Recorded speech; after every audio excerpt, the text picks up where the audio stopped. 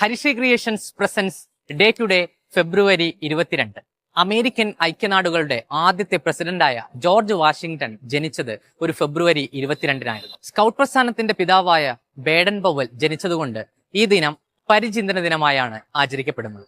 1857 ഇതേ ദിവസമാണ് photo electric effect കണ്ടുപിടിച്ച ഹെൻറിച്ച് ഹെഡ്സ് ജനിച്ചത്. അധ്യാപക കഥകൾക്ക് പ്രസിദ്ധനായ കാരൂർ നീലകണ്ഠപിള്ള ജനിച്ച ദിവസമാണ് ഫെബ്രുവരി 22. പ്രഥമ ഇന്ത്യയുടെ ആദ്യത്തെ വിദ്യാഭ്യാസ മന്ത്രിയായ മൗലാന അബ്ദുൽ കലാം ആസാദ് അന്തരിച്ചതും ഗാന്ധിജിയുടെ പത്നിയായ കസ്തൂർബ ഗാന്ധി അന്തരിച്ചതും ഒരു ഫെബ്രുവരി 22-നാണ്. ഇതേ ദിവസമാണ് കൊല്ലം ജില്ലയിലെ തെന്മലയിൽ ഏഷ്യയിലെ ആദ്യത്തെ ബട്ടർഫ്ലൈ പാർക്ക് തുറന്നത്.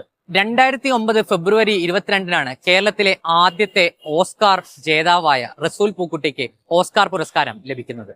ആദിവാസി യുവാവായ മധുവിനെ ജനക്കൂട്ടം കൊലപ്പെടുത്തിയ ഫെബ്രുവരി 22-ന് തന്നെയാണ് KPSC ലളിത അന്തരിച്ചത്.